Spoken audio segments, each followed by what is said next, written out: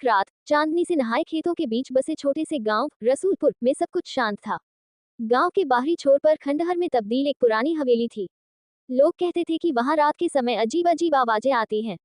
कोई कहता वहां चुड़ैल का बसेरा है, तो कोई कहता पुराने राजा का भूत वहां भटकता है।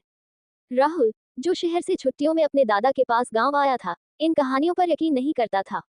एक रात उसके दोस्तों ने उसे चुनौती दी, अगर तू इतना ही बहादुर है तो जाकर देखा उस हवेली में क्या है। राहुल ने चुनौती स्वीकार कर ली। उसके हाथ में बस एक टॉर्च और जेब में छोटा सा चाकू था।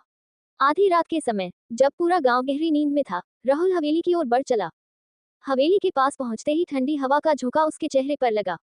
पुरानी खिड़कियां अपने आप चरमराने लगी। राहुल का दिल तेजी से धड़कने लगा, लेकिन उसने खुद को संभाला। हवेली के अंदर कदम रखते ही वहां की दीवारों पर अजीब से निशान थे, जैसे खरोंचे। फर्श पर टूटे हुए बर्तन और पुराने खिलौने पड़े थे। जैसे ही उसने दूसरी मंजिल पर जाने की सीढ़ियां चढ़नी शुरू की, उसे किसी के कदमों की आवाज सुनाई दी। कौन है? राहुल ने कांपते हुए आवाज लगाई, लेकिन जवाब में सिर्फ सन्नाटा था। जैसे ही वह ऊपर पहुंचा, एक कमरे से हल्की हल्की रोशनी आ रही थी। राहुल ने हिम्मत करके दरवाजा खोला। कमरे के बीचों बीच एक पुराना झूला हिल रहा था, जबकि वहां कोई नहीं था।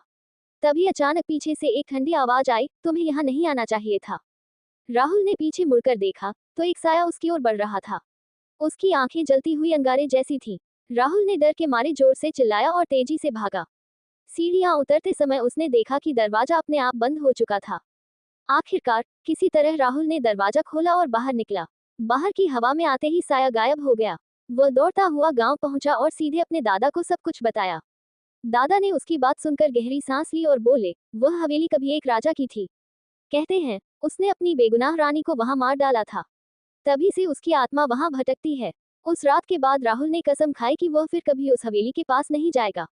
लेकिन गांव वाले कहते हैं उस रात के बाद हवेली से आने वाली आवाजें और भी ज्यादा डरावनी हो गई थी।